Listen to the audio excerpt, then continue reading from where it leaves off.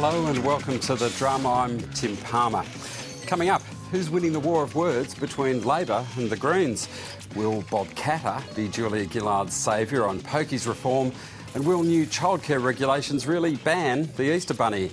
Our panel tonight, Imre Salazinski from The Australian, David Hetherington from think tank Per Capita, and in Canberra, ABC social media reporter Latika Burke. And welcome to all of you. Hi, Tim.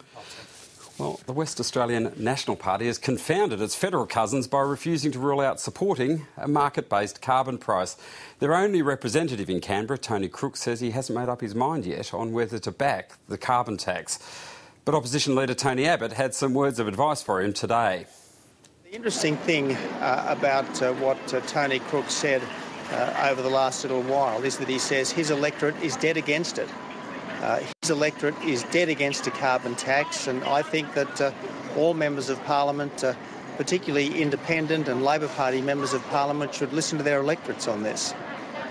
Well, the government's had more support for the carbon price plan from the scientific community, with CSIRO Chief Dr Megan Clark saying it's vital. But the new Labor leader in New South Wales was more circumspect on the ABC's Insiders over the weekend. I support the scientific view that climate change is real. I want to get more information from the Prime Minister on the detail of the compensation package before I arrive at a position.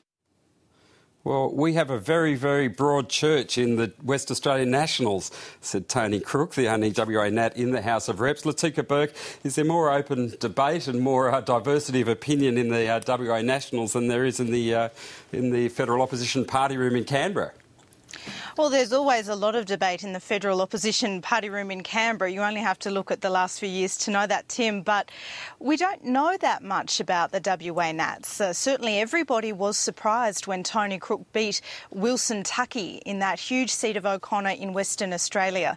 Now, when Tony Crook does make up his mind on a carbon tax, well, that will be really interesting. He was elected basically on a platform of opposing the mining tax. So whether or not that extends to a carbon tax really does remain to be seen. But certainly it is at odds definitely with the national the Federal National Party, because it was Barnaby Joyce and the Nationals who really led the campaign against Malcolm Turnbull personally, his leadership, and of course against the emissions trading scheme when the then Prime Minister Kevin Rudd was proposing it.